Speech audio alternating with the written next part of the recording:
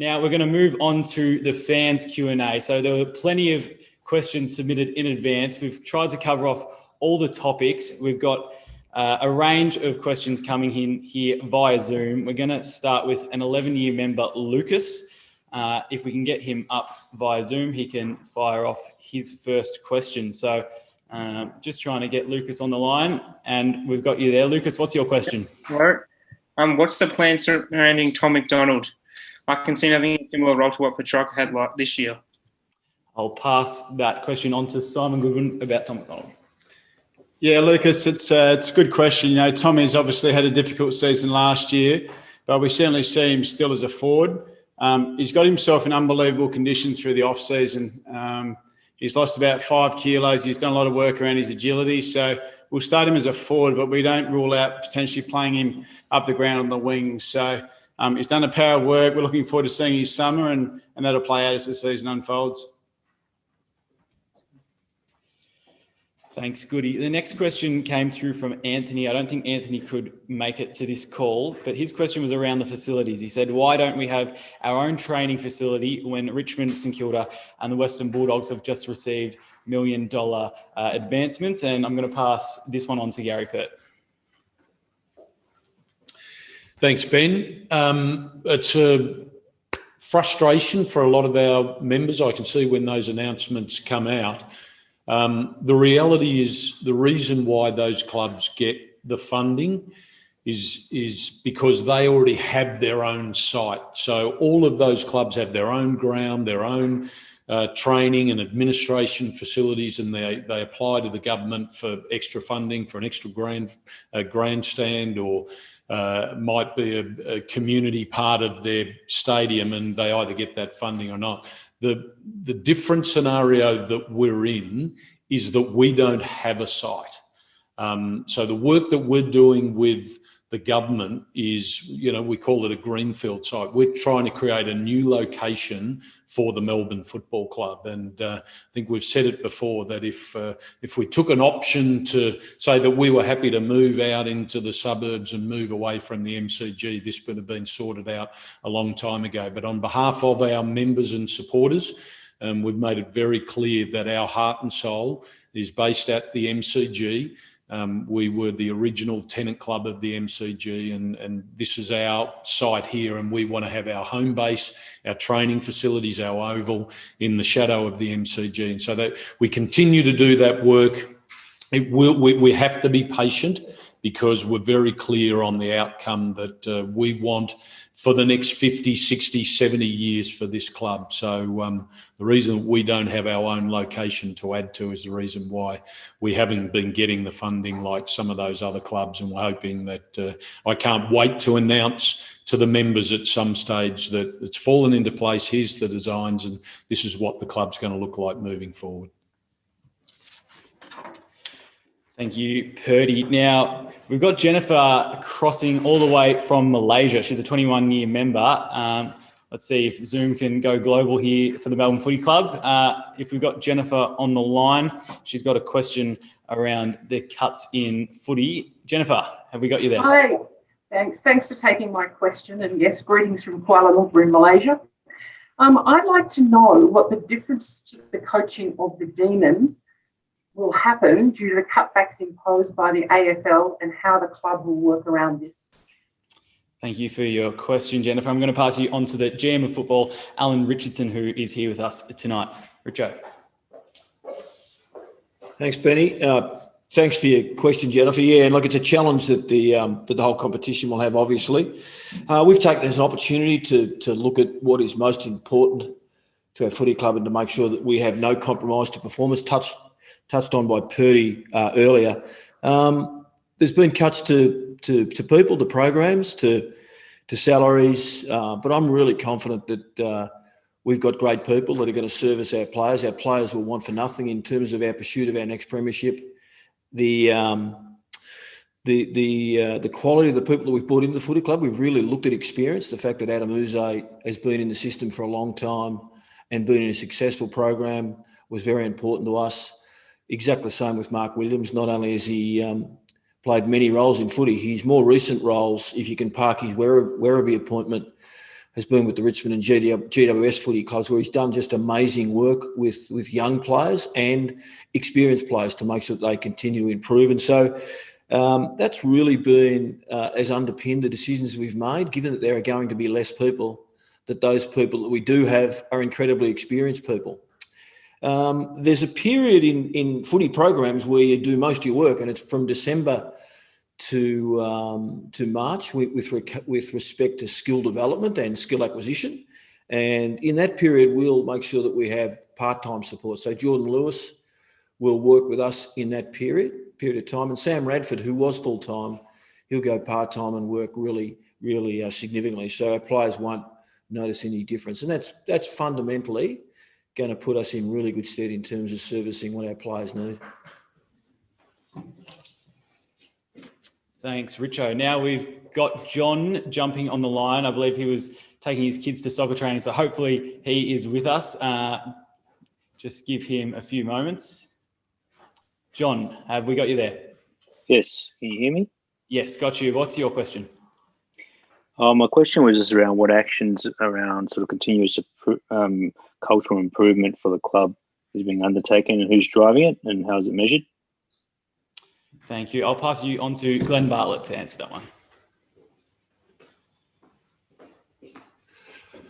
Thanks, John, for the question. When we're talking about culture, it's a critical part of our people strategy and getting some real clarity. So this year we, as a club, announced that our club values will be trust, respect, unity and excellence. And those values have been embraced. It came up as a topic in the review as well, been embraced right across the whole club. The leadership's really important, but the behaviours and standards that are developed under trust, respect, unity, excellence is a really important project for us to drive forward. All of our leaders have embraced it, but it's important in each area. I should make this really clear in terms of who's driving it. Our leaders are important, so whether that's Simon and the coaches, Max and Jack and the leaders on the footy side, Gary on the admin side, but for this to really get embedded, it's going to take everyone in the club to drive the standards of behaviour that underpin trust, respect, unity and excellence. And all of the key decisions, whether that's recruitment, performance reviews, key decisions around a number of things, we actually go back to our core values. And it should be evident when we get to where we need to get, and it's going to take a relentless approach by everyone across the whole club. It should be evident with anyone that deals with us, whether it's a sponsor, on the playing side, a staff member, that we stand for trust, respect, unity and excellence. Thanks again, John, for your question.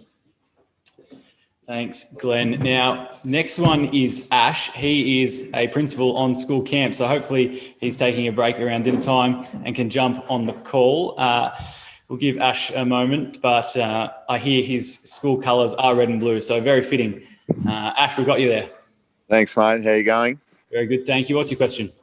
Look, very simple. How are we going to be more ruthless moving forward in everything that we do? I'll get Sam Goodwin to answer that one for you. Thank you.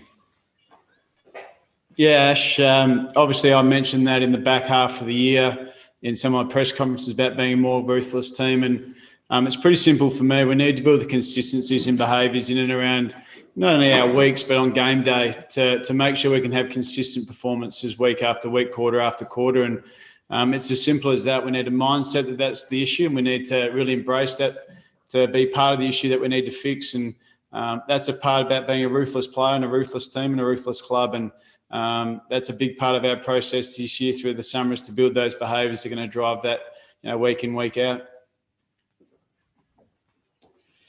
Thanks, Goody. Now, Dino, a 25-year member, is up next. So what's your question, Dino? Just jumping on now. Hello to all the Melbourne people. Why did we bring forward next year's first round pick when last year the club had said that was a soft draft we were involved in this year? I'll get Tim Lamb to answer that one for you. Thank you. Thanks very much, Dino, for your question. So we made the decision, if we're taking back 12 months, we brought this year's pick back to last year, and we're able to then turn that into Keziah Pickett and Trent Rivers. So what we did in making that decision was not necessarily that this year was a soft draft. It was more that we'd identified we were able to address some really specific needs, specifically with Cozzy in that small forward role, and then being able to turn that into Trent as well was a bonus. What we were able to identify this year through the work of Jason Taylor and our recruiting team was a really group of players. Whilst this year there was a lot of NGA players that were involved in the draft that we wouldn't get access to, we were able to identify a really specific group of players that had a skill set that could really complement the group that we have now. And then an opportunity was presented towards the end of trade period with the Brisbane Lions. We were able to turn 1 first-round draft pick next year into 2 this year.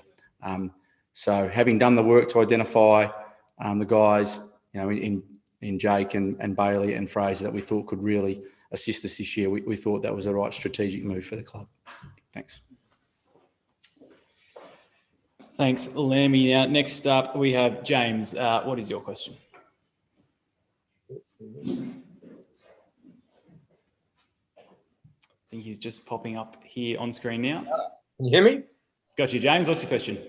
My question really relates to, greetings to Sunny Noosa, should I say.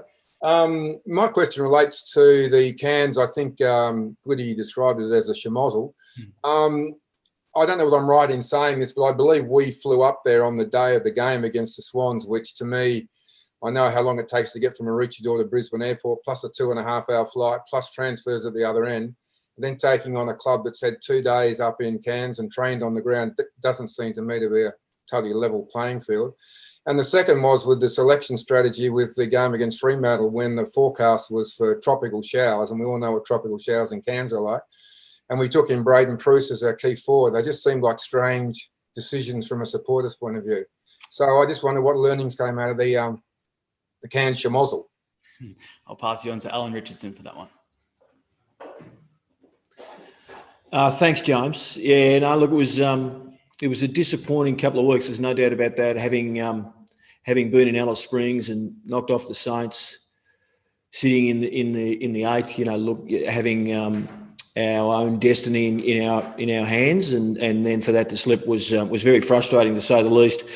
Look, without getting into specifics, I think what happened in Cairns is a reflection of the issues that we all have identified in the review, and that is that we probably were and have been a little bit inefficient in terms of taking the ball forward, and that only gets exacerbated when the conditions are challenging, as they were. Not both games were played in hurricanes, but both games were incredibly slippery, and we're pretty young in front of the ball. It coincided with not having structure.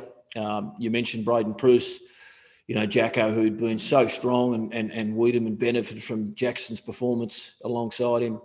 Him out of the team with a hamstring injury. And so we were a little bit unbalanced. We felt that structurally we needed to have a little bit of height to bring in Cozzy, Pickett and co, because that was a real strength of ours up until we lost Jackson. But it just showed that we're not there yet, that we're not consistent enough as a team. And so everything that Goody's spoken about and that Purdy's spoken about and that Glenn's spoken about in terms of behaviours and standards and even values, if you like, to make sure that we're a much more consistent team. We copped our right whack, and it's bloody disappointing. And I think it showed the next couple of weeks the guys responded, and our wish and our hope, and what we've seen so far is that will turn into action in pre-season, and that will flow into the season. We hope there's real learnings from those 2 weeks, but there's no doubt it was frustrating and disappointing. We feel your pain. Thanks, Richo. The next question comes from Daniel, who's a 10-year member, but he is out for dinner, so he can't be here to ask that. But he did want to talk to the senior coach, Simon Goodwin, and his question was around what moves we've made, apart from Ben Brown, to fix the inside 50 efficiency. Goody? Yeah, thanks, Gibbo. We clearly, it's an area that we need to fix. So one of the things we looked at is the difference between fast entries and slow entries. And fast entries, we're actually quite an effective team. It's the slow entries, is when entries are against density, against a lot of numbers back against the kick coming in. So we'll have a look at our game style. We'll have a look at some of the opportunities that present within that. We started to work on some things in the back half of last year to address that. But that's the number one area we need to fix inside our forward entries is on the slow entry. So as a coaching group, we went away last week and had some strategy time and spent some time looking at some moves that we can make to aid that and connect better and score more, because we're going to have lots of those entries as a forward half team. Thanks, Goody. Back onto Zoom. We're going to get Darren up to ask his question. So bear with us as Darren comes up on screen. And we've got him now. Darren, what's your question?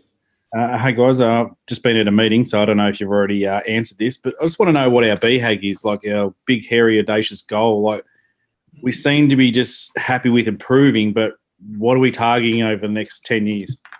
I'll get Gary Pert up here to answer that one for you. Great, thanks for that question, because in a lot of ways that defines us as a club, what our goals are. And we're certainly not happy just to keep on with incremental improvement over a period of time. When we talk about audacious goals as a club and how that forces us to keep on stretching and setting high expectations on ourselves and everyone within the club, at the start of this year, myself and the board launched our 4-year strategic plan. And part of that is we set the goals that we have as a club.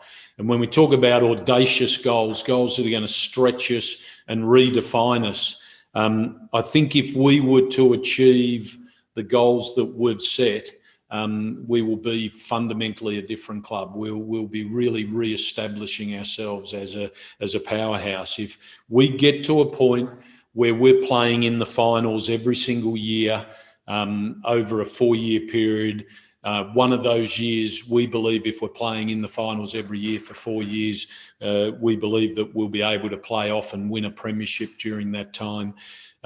If we're doing that, we'll be in a position to drive 75,000 members. Now, right at the moment, the highest we've ever got to was into that mid 50,000 members mark. And I have no doubt that when we're consistently playing in finals, and we've seen it, we played in the finals once recently, and we had huge crowds coming to the MCG. So, but if we get to a point where we're delivering 75,000 members, we have average crowds at our home games of the MCG of over 50,000 people. We've started the construction on our new home base within the MCG precinct. We're debt-free, and we have a portfolio, a balance sheet of over $30 million of income-producing assets. These are the goals set by myself and the board, and they are audacious. This is not where we are. This stretches us and pushes us with our decision-making on a daily basis. I'm very happy whenever you put these goals up to the supporters and members and you put it online like we have, it'll be thrown back at you, and that's fair enough. So when we come 9th this year, we didn't make the finals in the first year of this plan. I'm happy that that's thrown back at us, and people have said, well, you don't know what you're talking about because we didn't make the finals. No one backs down on this. The board, myself, Goody, the players, our expectations are to be playing in the finals. And if we do on a consistent basis, we will get to 75,000 members. If we get to 75,000 members, we'll categorically be debt-free and we'll have a strong balance sheet as we've shown in recent times. And I truly believe that this home base within this period of time will be designed, it'll be approved, it'll be funded, and we'll have started the construction. So I think that's audacious, and it's certainly what I'm thinking about every day that I come into the office is about creating the Melbourne Football Club that looks like this. And I think we will all, the players, the supporters, everyone around the club will be proud when we get to this point. So hopefully you agree with that as well. Thanks, Purdy. A lot to look forward to there. The next question coming in is from David. So we'll get him up on screen now. David, thanks for joining us. What's your question? Thanks, Ben. Simon and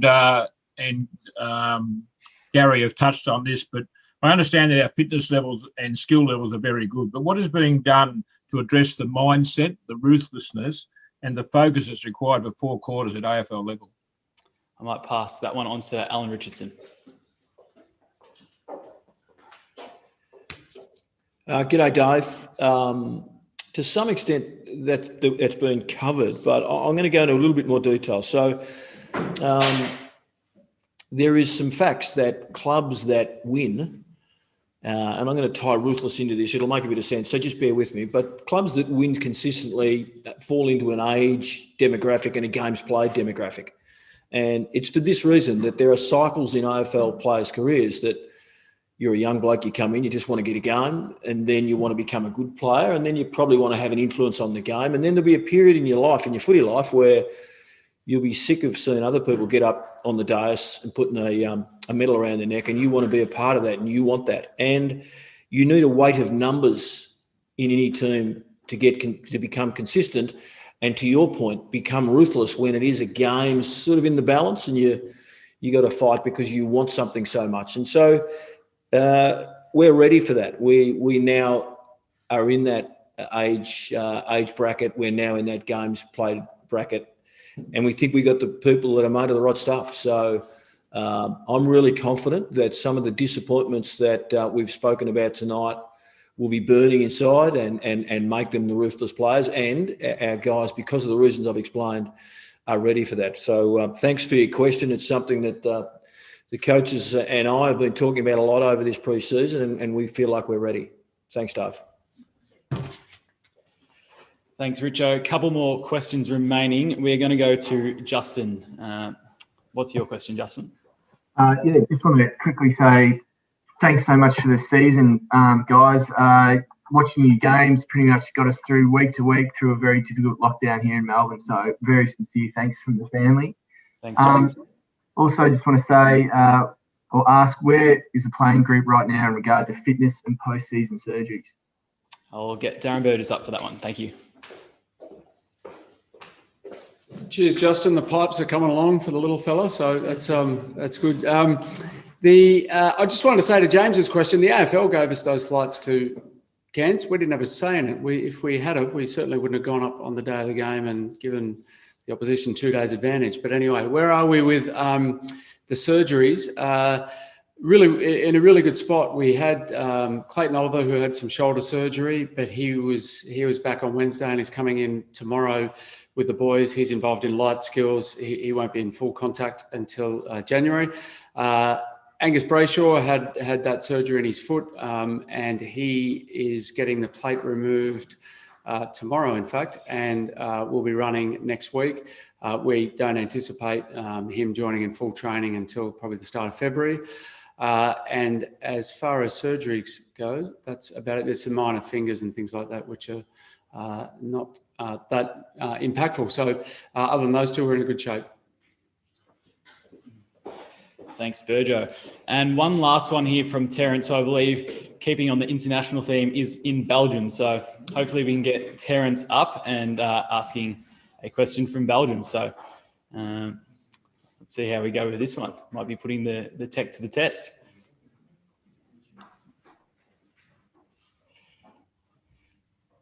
Might not be having much luck crossing to Belgium. Here we go. Here Terence. we go, yes.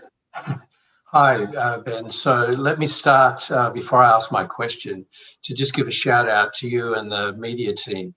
I have to say, living in Belgium, this is the best access I've had to the team, to players, to coaches and so on, since, in my case, back in the 60s and 70s, when we get to meet the players after the game at socials. So thank you for that. I know that you're much maligned by Max and Angus, but you have my vote, okay? All right, so my question is simple. I'm really interested to know whether we made the 1 million target that we had set for the Proud to Belong. If you could answer that for me, I'd appreciate it. I'll get Purdy to cover that one for you. Thanks very much.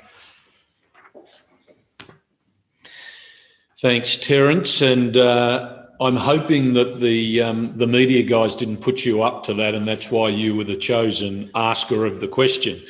But This is a football forum, and we weren't going to talk a lot about the financials because we tend to cover it off at the AGM. But I wanted to take the opportunity to answer this question because it allows me to thank the supporters and members for the contribution that they've made this year.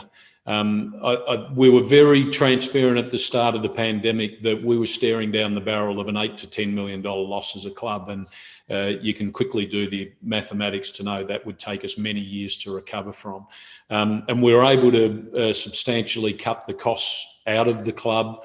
But even doing that, if we didn't have the members stay on and show their loyalty to the club, we would have ended up in a pretty poor state. And we'll announce our financial result, Terence, next week, but it's certainly it'll be a loss, but it'll be manageable. It'll have a 2 in front of it instead of a 8 or a 9. So, that's an amazing effort.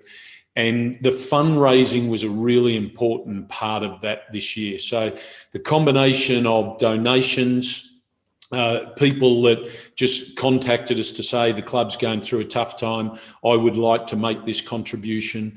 Every aspect of every time we ran a fundraising program during the year, and it was all part of a season-long Proud to Belong fundraising campaign where we set a target of $1 million. And I think most of you would know we're running an auction at the moment, and that'll finish in the lead up to Christmas. We believe that we'll make around about $100,000 out of that auction. There's still a few items, so if you haven't bought anything, jump online and be involved. But if we hit that 100,000 mark, we'll have got to $1 million worth of fundraising, and there might be some small costs related to the auction, but in effect, it'll round off to $1 million.